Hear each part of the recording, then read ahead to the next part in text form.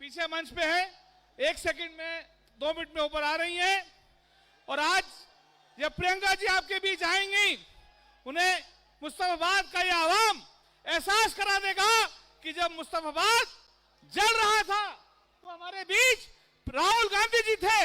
Priyanka Gandhi, Priyanka Gandhi, Congress party, Congress party.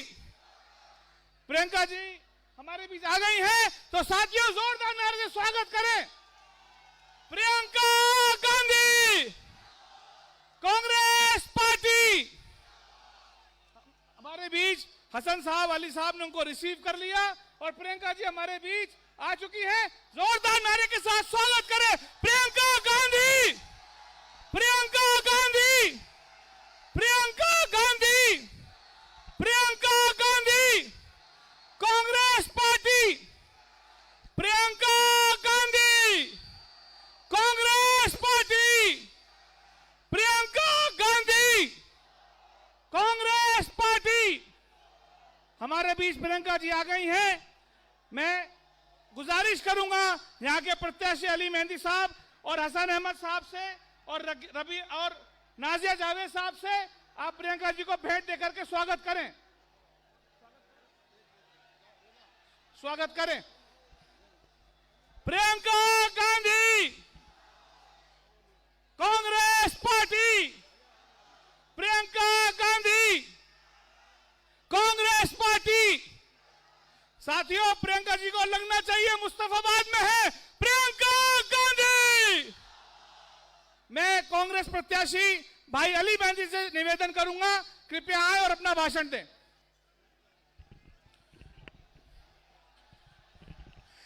Priyanka Gandhi, Mustafabad वासियों, इस सरजमीन पर पहली बार हमारी नेता प्रियंका गांधी जी पधारी हैं। उन्हें लगना चाहिए कि वो मुस्तफाबाद में आई है। ताली बजाओ। हमारी लीडर, देश की लीडर, देश की लीडर, वो आवाज जो कभी किसी से डरी नहीं। मैं ये कहना चाहता हूं, मैं सलाम करता हूं प्रियंका गांधी वाड्रा जी को। जिस तरह पार्लियामेंट के अंदर फिलिस्तीन का बैग पहनकर प्रियंका गांधी जी गई थी, यह इस बात की दलील थी।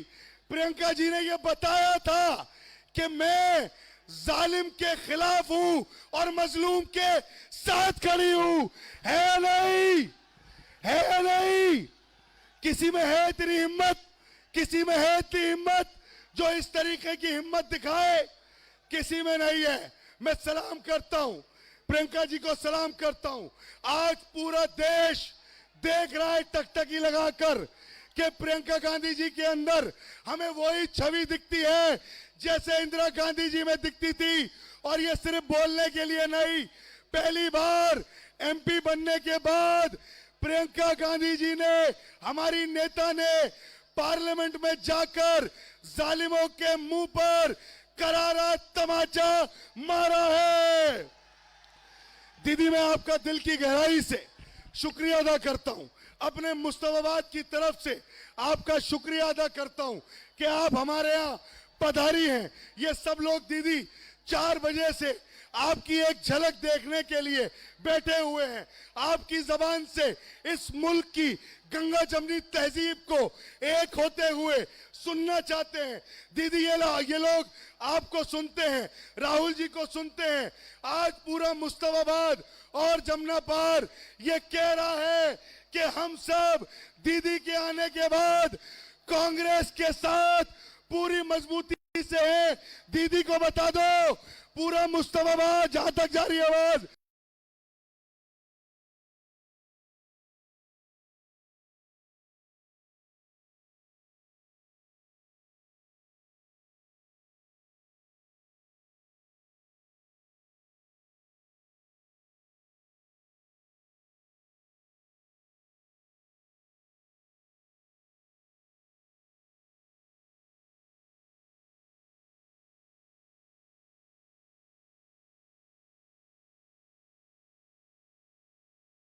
तुम कांग्रेस के साथ हो, कांग्रेस को जिताओगे। बस मैं अपनी बात दीदी के लिए एक शेर जरूर कहूंगा और दीदी की तरफ से इन जालिमों को कि दरिया तेरी खैर नहीं, बूंदों ने बगावत कर ली है। नादान समझ बुज़दिल इनको, लहरों ने बगावत कर ली है। हम परवाने हैं मौत समा, मरने का किसको खौफ यहाँ। रे तलवार तुझे झुकना होगा, गर्दन ने बगावत कर ली है। बहुत बहुत शुक्रिया। प्रियंका गांधी, प्रियंका गांधी।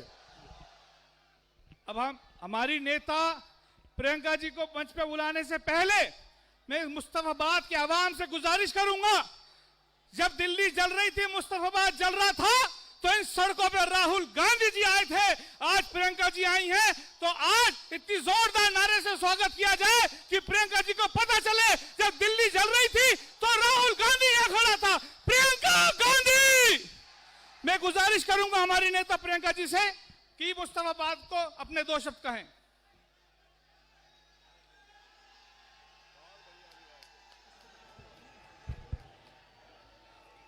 बहुत समय से इंतजार कर रहे हैं, लेकिन इतनी दूर क्यों हैं आप? दिख रही हूं मैं। हसन अहमद जी, दानिश अबरार जी, श्री अली मेहंदी जी और श्री ईश्वर बागड़ी जी, मंच पर उपस्थित सभी कांग्रेस के नेतागण, मेरी प्यारी बहनें, मेरे प्यारे भाइयों, आप सबका इस मीटिंग में आज बहुत बहुत स्वागत। बहुत समय से इंतजार कर रहे हैं इसलिए मैं ज्यादा देर नहीं लूंगी। कुछ खास बातें आपसे करना चाहती हूं। देखिए, चुनाव आ गया है और चुनाव के समय आप सब जानते हैं कि किस तरह से आपके सामने सब नेता आते हैं, प्रचार करते हैं, अपनी बात रखते हैं कि नहीं? मेरी बहनें भी बैठी हुई हैं खूब सारी। तो इस समय सबसे जरूरी बात क्या होती है? आपके मन में कौन सी बात होनी चाहिए? आप सब नेताओं की बातें सुनते हैं, उनका प्रचार सुनते हैं। आप तो बहुत समझदार हैं, जान जाते हैं कि कौन सच बोल रहा है, कौन झूठ बोल रहा है, कौन बड़ी बड़ी बातें कर रहा है, कौन सच्चाई की बात कर रहा है, कौन आपकी समस्याओं को समझ रहा है, कौन समझ नहीं पा रहा है। ये सब बातें लगभग आप समझ लेते हैं। मैं यहाँ इसलिए आई हूँ क्योंकि मैं आपको ये कहना चाहती हूँ कि चुनाव को हल्के में मत लीजिए। ये चुनाव जो होता है बहुत ही ज्यादा महत्वपूर्ण होता है। किसके लिए? नेताओं के लिए नहीं, आपके लिए, आपके जीवन के संघर्ष के लिए, आपके जीवन की तरक्की के लिए, आपके जीवन के भविष्य के लिए। देखिए, सरकार होती किस लिए है? इस देश की खासियत यह है कि यह देश लोकतंत्र है। खासियत यह है कि हमारे देश में जो संविधान बना वो सबके लिए बना। तो जो सरकार होती है उसे समान दृष्टि से सबको पहचानना चाहिए। हमारा संविधान कहता है कि सबके अधिकार समान है। इसका मतलब है कि यहाँ बैठी मेरी बहनें, यहाँ बैठे मेरे भाई, आपके जो अधिकार हैं वो हमारे अधिकारों से अलग नहीं है। हमारे संविधान ने आपको वोट दिया, वोट की शक्ति दी। ये वोट की शक्ति क्या है? ये वो अधिकार है जो आपके पास भी है, प्रधानमंत्री के पास भी है, इन नेताओं के पास भी है। सबका समान अधिकार है। इस वोट से आप अपनी सरकार को चुनते हैं। अपने संविधान को या तो आप मजबूत बनाएंगे, अपने देश को मजबूत बनाएंगे, या फिर उसको कमजोर करेंगे। आपका वोट अगर ये नहीं पहचान पाएगा कि इस देश को बनाने वाले कौन हैं और बिगाड़ने वाले कौन हैं, तो आप इस वोट के जरिए इस देश का नुकसान भी कर सकते हैं। इसीलिए आपको बहुत संजीदगी से सोचना पड़ेगा, समझना पड़ेगा कि चुनाव के समय आपके निर्णय का क्या महत्व है। देखिए, ये दिल्ली शहर है, देश का केंद्र है, दुनिया के सबसे बड़ी शहरों में से एक शहर है। क्या हो गया, दिख नहीं हूं? इधर आऊं?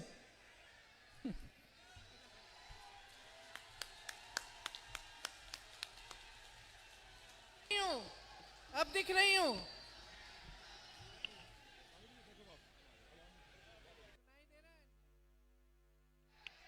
सुनाई दे रहा है?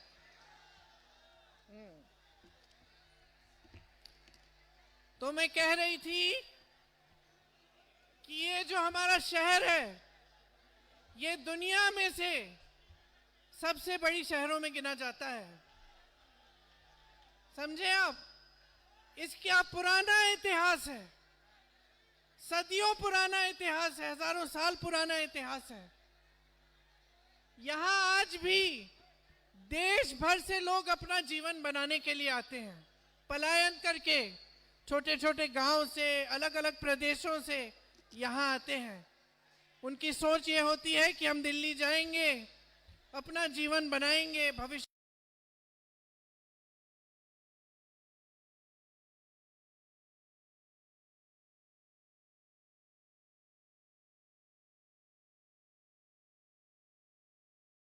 को मजबूत करेंगे। यहां आकर मुश्किल से मुश्किल परिस्थितियों का सामना करना पड़ता है, संघर्ष होता है। गांव छोड़ के आते हैं, यहां रहते हैं, परिवार गांव में होता है, छोटे छोटे कमरों में 4-5 लोग इकट्ठे रहते हैं, संघर्ष करते हैं, कहीं नौकरी ढूंढते हैं। जब अपना परिवार ला पाते हैं, परिवार को भी ले आते हैं, परिवार के अन्य सदस्य नौकरी करते हैं और इस तरह से अपना गुजारा करके अपने बच्चों का भविष्य मजबूत बनाने की कोशिश करते हैं। यहां मेरी बहनें बैठी हैं, ये नहीं है कि घर पे बैठती हैं। अगर इस शहर में महिला रहती है तो कहीं ना कहीं वो भी काम कर रही है, किसी के घर में काम कर रही होगी या जॉब कर रही होगी यहां, या अपनी मेहनत, अपना हुनर कहीं और दिखाकर कमाई करती होगी। तो आज जो परिस्थितियां हैं वो ये हैं कि हर परिवार में एक नहीं 2-3 सदस्य काम करते हैं। आप मेरी बहनें जब जॉब करने जाती हैं या किसी के घर में काम करती हैं, किसी ऑफिस में काम करती हैं, फिर भी घर आके मेहनत करती हैं, फिर भी आपको घर आके अपने बच्चों को संभालना पड़ता है। किसने खाना खाया, नहीं खाया, कौन बीमार है, किसने पढ़ाई की, नहीं की, तो आपकी तो दुगनी मेहनत है। और आज सबसे बड़ी समस्या क्या है? सबसे बड़ी समस्या यह है कि चाहे आप जितनी भी मेहनत कर लो, चाहे अपना छोटा बिजनेस आपने शुरू ना किया हो, छोटे दुकानदार ना हो आप, या कहीं मजदूरी कर रहे हो या कहीं पे आप नौकरी कर रहे हो, चाहे आपके घर में महिलाएं भी काम कर रही हैं, आप भी काम कर रहे हो, अन्य सदस्य काम कर रहे हैं, फिर भी पैसे काफी नहीं हो रहे हैं, फिर भी गुजारा करना मुश्किल हो गया है। आज परिस्थितियां ये हैं कि चुनाव के समय जो आम आदमी के पार्टी के नेता आते हैं, वो आपके सामने जो इश्यूज उठाते हैं, जो बातें उठाते हैं, उससे आपकी महंगाई की जो सफर है, जो संघर्ष है, जो महंगाई से आप जूझ रहे हैं, उसकी बात नहीं है। आज आम आदमी के नेता क्या कह रहे हैं? मोदी जी के राजमहल की बात कर रहे हैं। और आज भाजपा के नेता क्या कह रहे हैं? केजरीवाल जी के शीश महल की बात कर रहे हैं। यही बातें हो रही है ना मंच पर आपके सामने, कि किसने कितना पैसा खाया, किसने कितना बड़ा महल बनाया। तो आप सोचिए आपकी बात कौन कर रहा है। आप सोचिए कि क्या यही है आपके इशू आज? क्या यही है बातें जिनके बारे में आपको सोचना है कि कौन किस पे क्या इल्जाम लगा रहा है चुनाव के समय? आपका जीवन क्या है इसको कौन समझ रहा है? आपके संघर्ष क्या है इसको कौन समझ रहा है? आपस में फूट डालने का काम कर रहे हैं। सुबह से शाम तक आप टीवी चलाएंगे, कोई फिजूल का इशू उठा लिया, कोई कहेगा मेरा अपमान कर दिया, कोई और कहेगा उसका अपमान कर दिया, कोई हिंदू मुसलमान के बीच बैर खड़ी करने की कोशिश करेगा, कोई जाति की बात करेगा। असली बात कौन कर रहा है कि आपकी सड़कें कैसे बनेंगी, आपको साफ पानी कैसे मिलेगा, आपके बच्चे शिक्षित कैसे होंगे, पाठशालाएं विकसित कैसे होंगी, आपके जो छोटे छोटे बिजनेस हैं वो मजबूत कैसे होंगे, आपको नौकरी कैसे मिलेगी, रोजगार कैसे मिलेगा। कौन बात कर रहा है आज आपके सामने? आपकी समस्याएं जो हैं कोई समझ रहा है? आप सुबह उठते हैं, आप सोचिए, सुबह उठते हैं, मंजन करते हैं कि नहीं करते?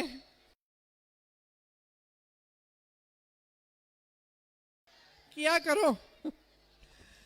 मंजन करते हैं, दांत मंजन पे, टूथपेस्ट पे जीएसटी है, ब्रश पे जीएसटी है, चाय पीते हैं उस पे जीएसटी है, ब्रेड खाते हैं ब्रेड मक्खन पे जीएसटी है, कपड़े पहनते हैं कपड़ों पे जीएसटी है।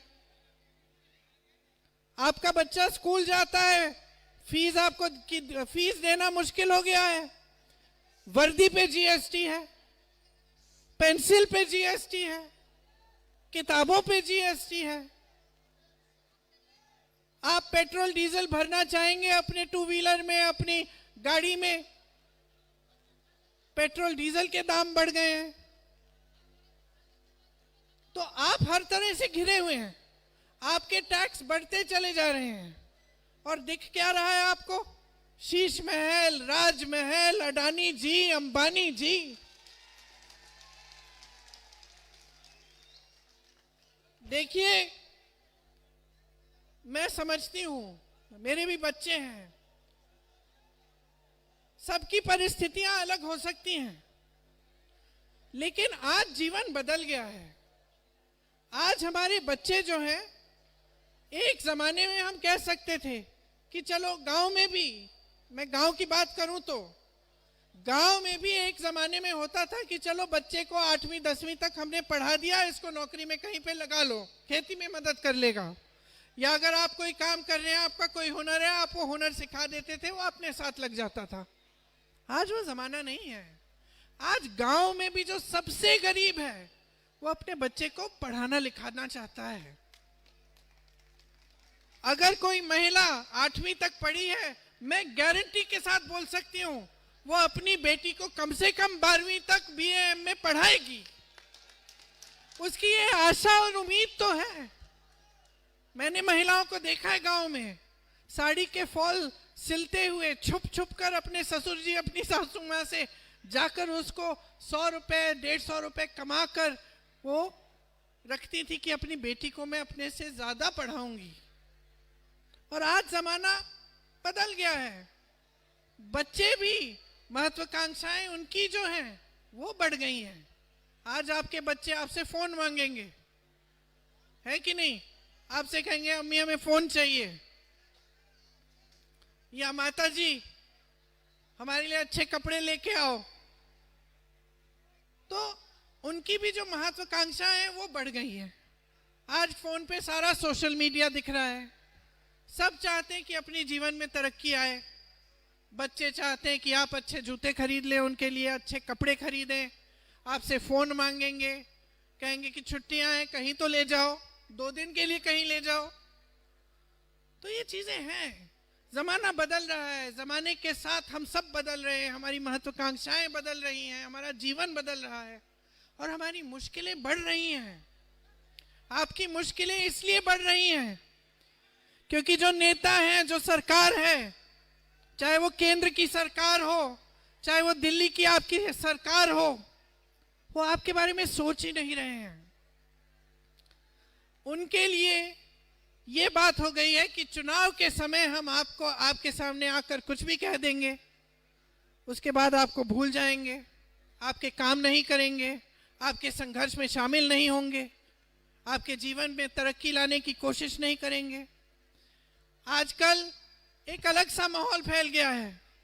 कई लोगों की बातें मैं सुनती हूं, वो ये उम्मीद भी नहीं रखते कि आज के नेता ईमानदार होंगे। उम्मीद ही नहीं है, आशा ही नहीं है। मैंने सुना है लोगों को क्या कहते हैं, कहते हैं कि चलो पैसे खाता है तो कम से कम काम तो कर ले। ये एटीट्यूड हो गया है। आजकल जनता ये कहने लग गई है, उम्मीद ही नहीं रखती कि अपना नेता ईमानदार हो। ये उम्मीद, ये आशा नहीं रखती कि अपना जो नेता है, जो सरकार है, हमारे लिए काम करेगी। जहां जाती है जनता वहां घूस देनी पड़ती है। छोटे से छोटे काम को कराने के लिए आपको पैसा देना पड़ता है।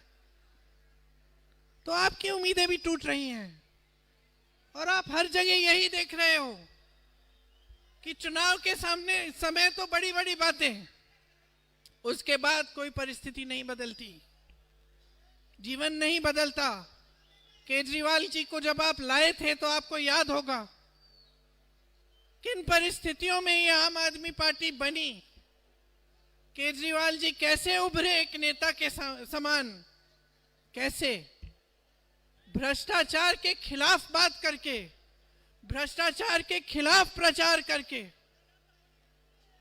और आज इनमें और मोदी जी में क्या फर्क है?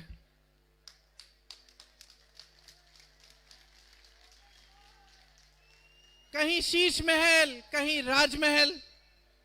मोदी जी कहते हैं कि नेहरू जी की वजह से सब गलत हो रहा है, अपनी खुद कोई जिम्मेदारी नहीं लेते, अपनी बात कभी नहीं कहते कि 10 सालों में मैंने क्या किया। कहते हैं कि वो फलाने कांग्रेस की सरकार में ऐसा हुआ इसलिए ये वो। केजरीवाल जी मोदी जी को दोष देते हैं। एक तरफ मोदी जी को नेहरू जी मिल गए, दूसरी तरफ केजरीवाल जी को मोदी जी मिल गए। काम कौन कर रहा है? जिम्मेदारी कौन ले रहा है? मेरी दादी इंदिरा गांधी जी कहती थी, 2 तरह के इंसान होते हैं, 2 तरह के व्यक्ति होते हैं। एक जो काम करता है, चुपचाप काम में लगता है, काम करता है। दूसरा जो बहाने बनाता है और किसी और के काम का श्रेय लेता है। अब आपके सामने जो नेता हैं, चाहे नरेंद्र मोदी जी हों, चाहे केजरीवाल जी हों, आप बताइए किस तरह के इंसान हैं, पहले कि दूसरे? दूसरे जिम्मेदारी नहीं लेते, इनको नेता कहते हैं आप। नेता जिम्मेदारी लेता है, नेता से गलती भी हो जाती है तो जिम्मेदारी लेता है, कहता है मेरे से गलती हो गई। नेता डरता नहीं है, लोगों को लड़ाता नहीं है, लोगों का ध्यान भटकाने का काम नेता का काम नहीं है।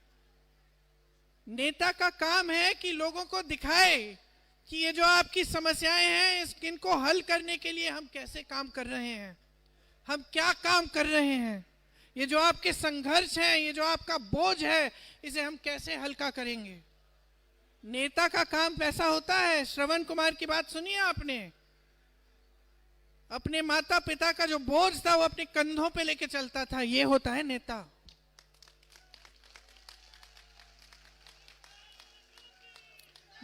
नेता वो होता है जो एकदम निडर होके, निर्भय होके सच बोलता है, वो नेता होता है। आपने राहुल गांधी को देखा है,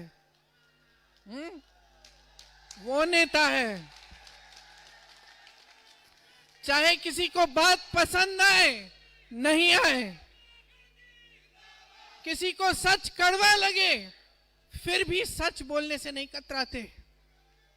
वो नेता जो 4000 किलोमीटर पैदल आपके लिए चलता है कि ये देश एक होना चाहिए, वो नेता है। ये तो कायर हैं, ये तो कायर हैं, दोनों समान हैं, भ्रष्ट हैं, कायर हैं। ये पहले अपने लिए करेंगे, उसके बाद जनता के बारे में सोचेंगे। यही इनकी परंपरा रही है।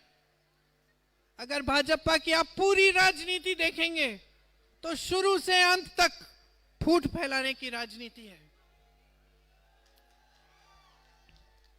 यहां दिल्ली में देखिए, यहां शीला दीक्षित जी थी, वो नेता थी।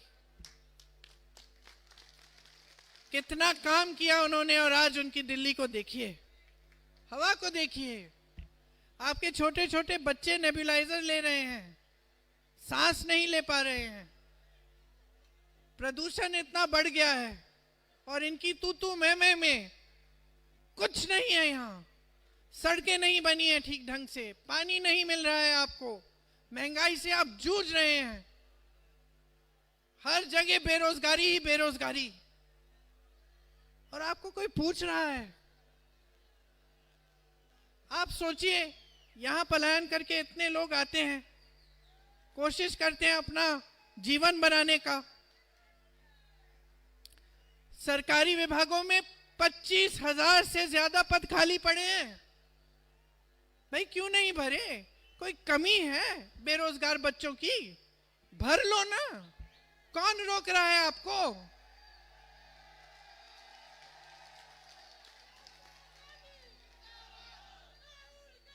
केंद्र विभागों में, केंद्र के विभागों में भी यही हो रहा है। केंद्र के विभागों में भी पद खाली हैं। क्या करते हैं? कॉन्ट्रैक्ट, कॉन्ट्रैक्ट पे नौकरी। किस लिए? नौकरियां क्यों नहीं दे रहे हैं? रोजगार क्यों नहीं दे रहे हैं जब पद खाली पड़े हुए हैं? जोमैटो, स्विगी, डिलीवरी, ओला में जो जो काम करता है उसके लिए क्या सुविधाएं हैं, क्या सुरक्षा है उनकी? सुबह से शाम तक काम करते हैं। सरकार ने कोई स्कीम नहीं निकाली आपकी मदद के लिए। आप ऑटो रिक्शा चलाते हो, बहुत बातें की केजरीवाल जी ने, आम आदमी पार्टी ने आपके लिए, फिर क्या हुआ? आपके जीवन में तरक्की आई? क्या आप अपने बच्चों का भविष्य मजबूत बना पाए हो? तो हर जगह, हर तरफ परेशानी ही परेशानी है, और इन परेशानियों के बीच में जो सच्चाई है वो आपको कोई नहीं बता रहा है। सच्चाई ये है कि हमारी अर्थव्यवस्था आज चौपट हो रही है। सच्चाई ये है कि शेयर बाजार गिर रही है, रुपया गिर रहा है। जब रुपया गिरा था मनमोहन सिंह जी के समय में, तो ये लोग चीख रहे थे, चिल्ला रहे थे कि भाई रुपए को देखो इतना गिर गया है, ऐसा हो गया, वैसा हो गया। अब मुंह बंद क्यों है? इनके राज में इतना गिरा है रुपया, सबका नुकसान हो रहा है। ईएमआई महंगी हो गई है, दर बढ़ते चले जा रहे हैं। मिडिल क्लास पे टैक्स का कितना बोझ है। मैंने जीएसटी की बात की, हर चीज पे जीएसटी है। छोटे दुकानदार, छोटे बिजनेस, जो हमारी देश की रीढ़ की हड्डी हैं, ये सारी दुकानें जो यहां हैं, कमा ही नहीं पा रहे हो। आपकी कमाई कम हो कितनी भी हो, आपको सीए रखना पड़ रहा है। हर चीज पे अलग अलग जीएसटी है। आपको मजबूत करने का काम कोई नहीं कर रहा। आप रोजगार देते थे, छोटे छोटे बिजनेस रोजगार देते थे, आपको दुर्बल किया जा रहा है। पीएसयू रोजगार देते थे। ये लोग कहते हैं ना, नेहरू जी का नाम बहुत लेते हैं। तमाम पीएसयू जो नेहरू जी ने बनवाए, क्या कर रहे हैं ये लोग? सब अडानी जी को बेच रहे हैं। बेच क्या, दे रहे हैं। हमारे हवाई अड्डे, बंदरगाह, तमाम जमीनें, कोयले के खदान, सब कुछ इनके हवाले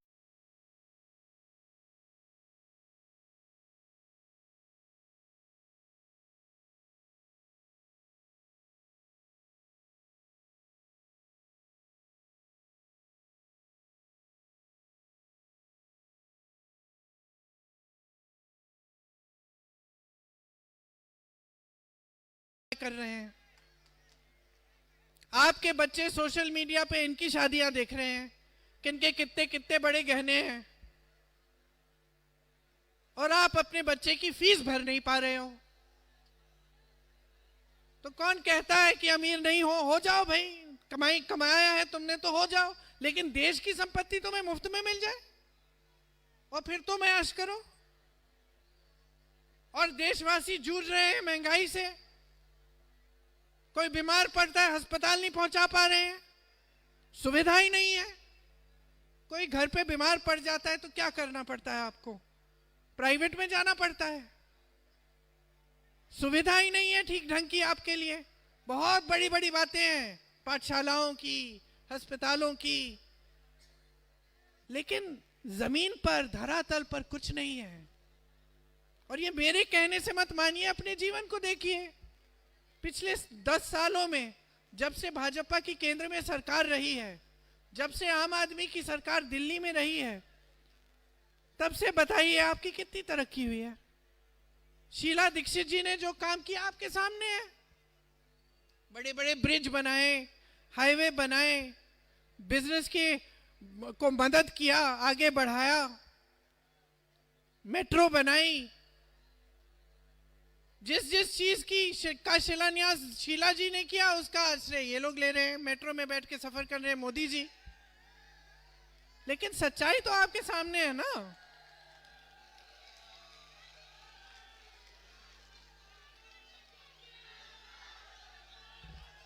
तो आप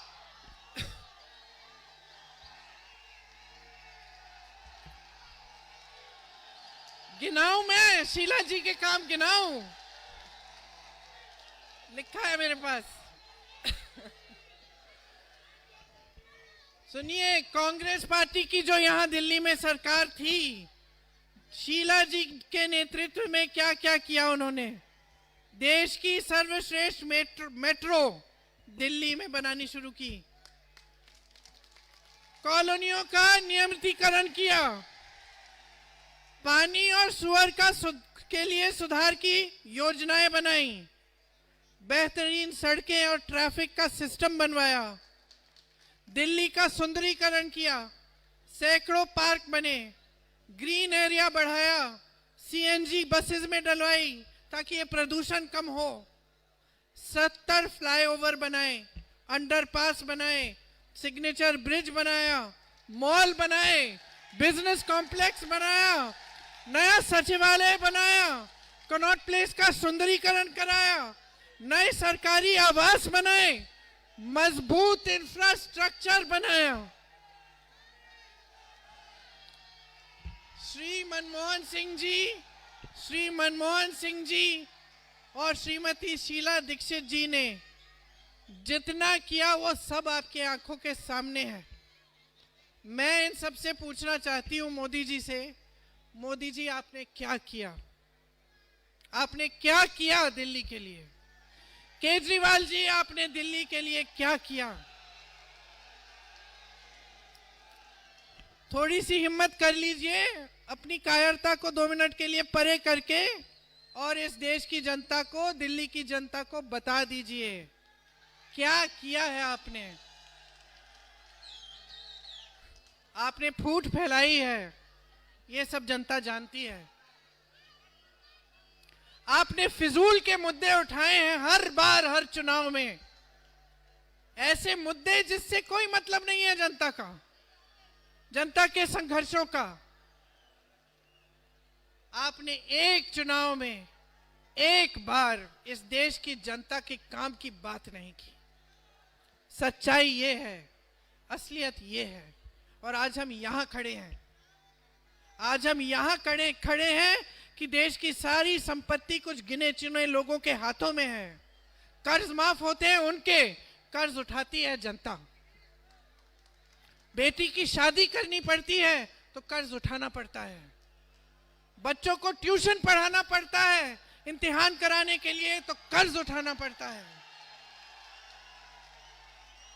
देश के गांव-गांव में खेती करनी पड़ती है, कर्ज उठाना पड़ता है। 50-50 हजार रुपए के, लाख रुपए के लिए लोग आत्महत्या कर रहे हैं, किसान आत्महत्या कर रहे हैं, स्टूडेंट परीक्षा देकर आत्महत्या कर रहे हैं क्योंकि दे देकर थक गए हैं और घोटाले पे घोटाला होता है। माँ बाप लोन लेके फीस भर रहे हैं। बच्चों को शर्म आती है कि माँ बाप इतना संघर्ष कर रहे हैं लेकिन हमें रोजगार नहीं मिल पा रहा है। ये हालत बना दिया इन लोगों ने। आप कांग्रेस की सरकारों को देखो, मेरी बातों पे मत जाओ, मेरी बातों पे मत जाओ। कांग्रेस की सरकारों को देखो, कहां कहां क्या क्या हो रहा है। राजस्थान, मध्य प्रदेश, छत्तीसगढ़ और तेलंगाना और कर्नाटक में जब जब हमारी सरकार थी, हमने किसानों का कर्ज माफ किया। हिमाचल में महिलाओं को 1500 रुपए हर महीने मिलते हैं।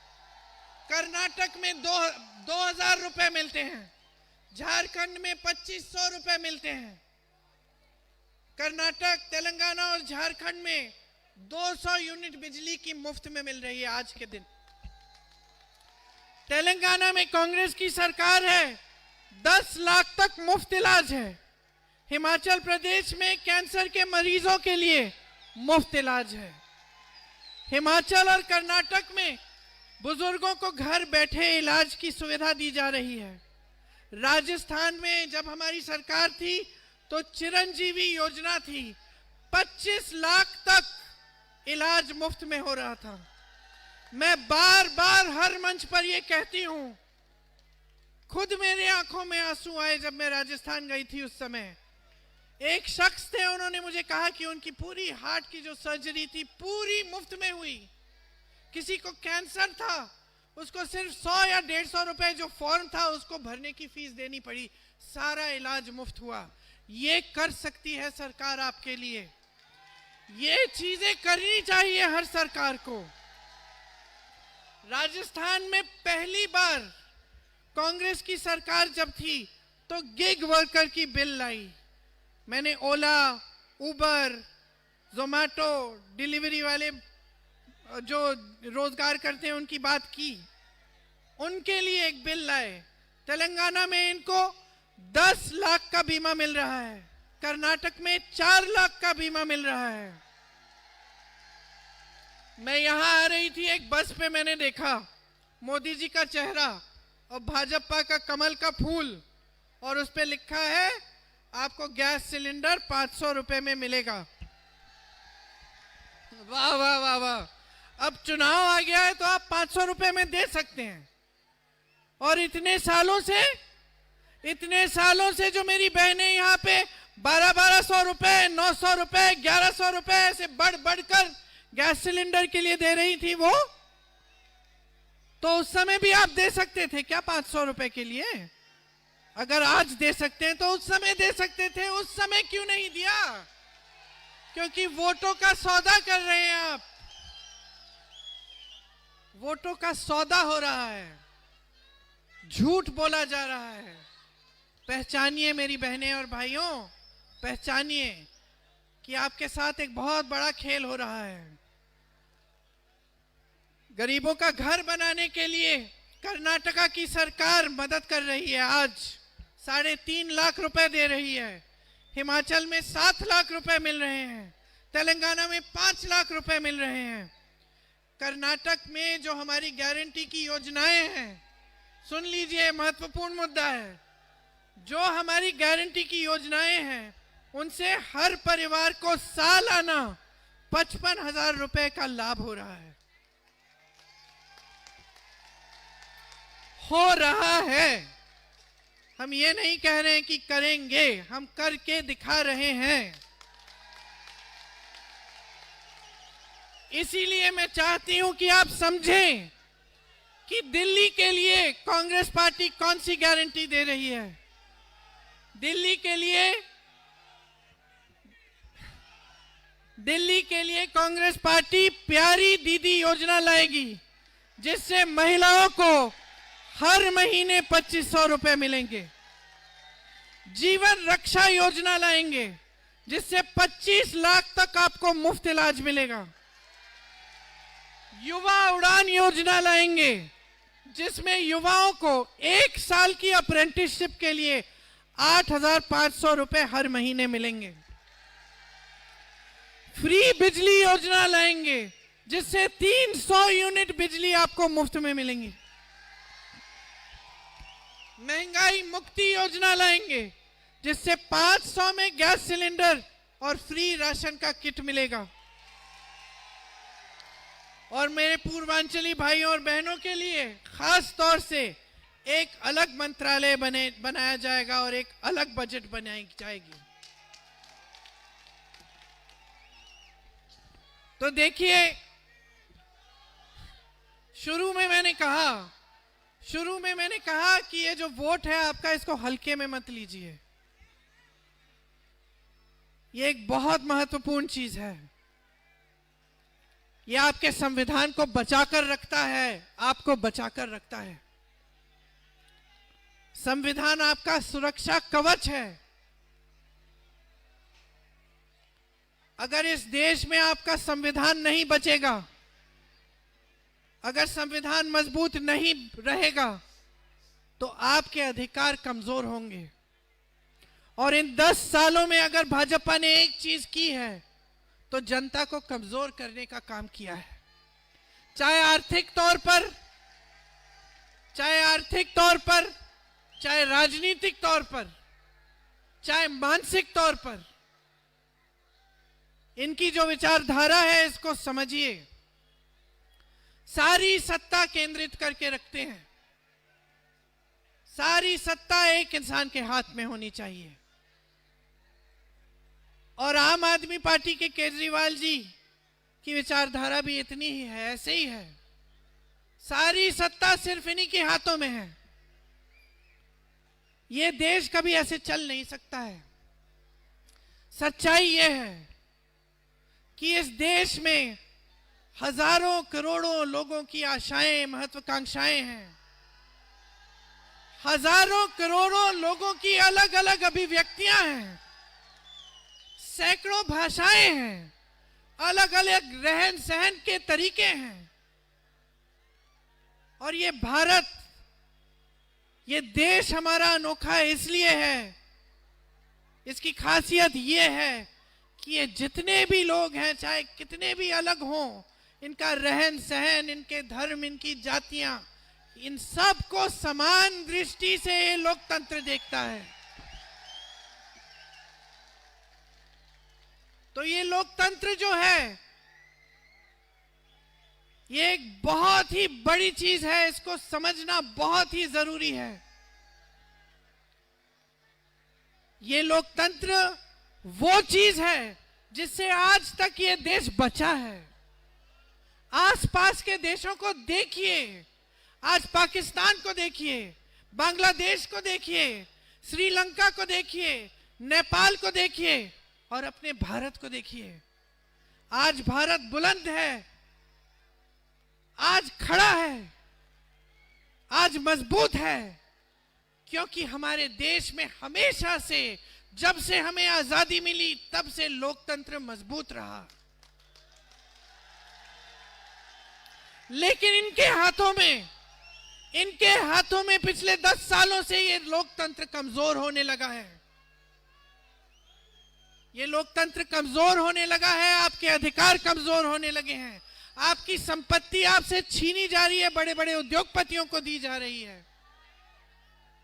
तो आप समझिए, ऐसी सरकार लाइए जो आपकी संपत्ति आपके जेब में वापस डाले।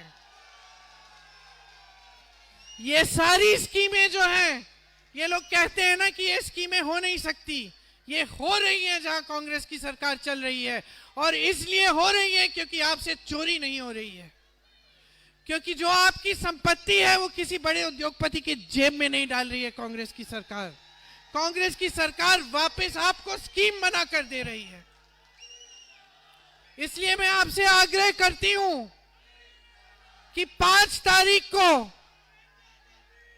कांग्रेस के उम्मीदवारों को भारी बहुमत से जिताइए। यहां ईश्वर भी हैं और अली भी हैं।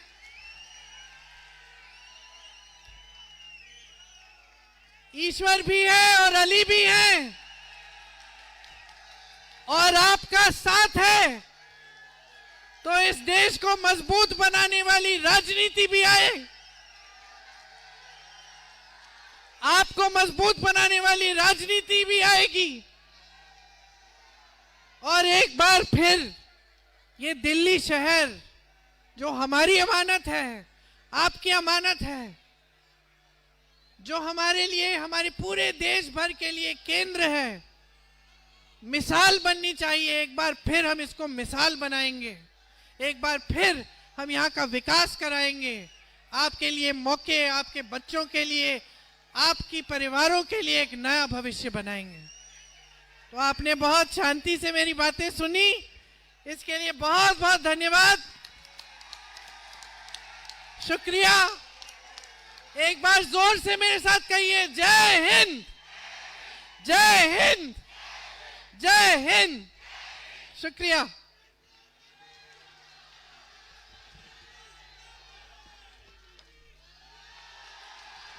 Priyanka Gandhi, Priyanka Gandhi, Rahul Gandhi, Rahul Gandhi, Congress party, Congress party, Ali mehndi, Ali mehndi, Congress party, Congress party, Ali mehndi, Rahul Gandhi, Rahul Gandhi, Rahul Gandhi, मोहर लगेगी।